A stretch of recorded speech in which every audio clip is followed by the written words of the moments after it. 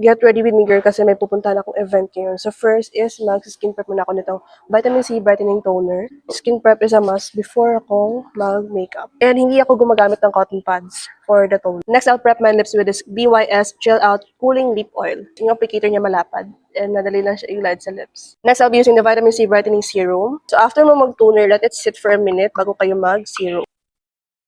And make sure, girls, is hindi malalapat yung droppers sa face mo para hindi ma-contaminate yung skincare product mo. Next, I'll be using this Collagen Ampoule Pad, which is good for day and night use. Meron na siyang kasamang tweezers to get the sheets, ayan, or the pads. After 5 minutes, pwede natin siyang tanggalin. Next, I'll be using a sunscreen of J-Skin, which is a Hydra Shield UV Essence. So, I always do 2-finger rule method. Ayan, huwag niyo talaga kakalimutan na mag-sunscreen, girl. And 2-finger rule method kasi natatakpan niya talaga lahat ng pagbumukha ko. And maganda tong sunscreen ni J-Skin kasi ang dali lang niyang i-blend kahit pa 5-finger rule ka pa. And it doesn't have white cast at all. And of course, huwag niyong kakalimutan dito. So first, sa makeup natin is gagamit ako nitong YOU Cloud Touch Correcting Concealer Palette. And may kasama na din siyang brush, girls. Ayan. Lagyan natin siya dyan. Tsaka dito. May pinaglalaban yung eye bags ko dyan. Ayan, dandan nyo lang siya dyan.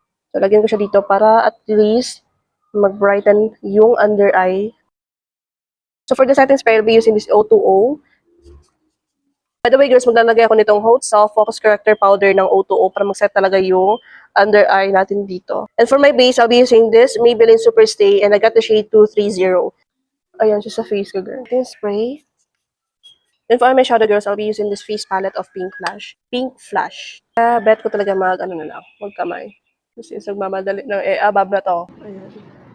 So, lalagyan ko yung buong eyelid ko ng brown. Pink red shade na eyeshadow. Ito lang dun sa center. So, next is mag-shimmer tayo. And lalagyan natin siya dyan sa loob lang. For my blush, girls, I'll be using this Fit Me blush of Maybelline. And this is on the shade Passionate.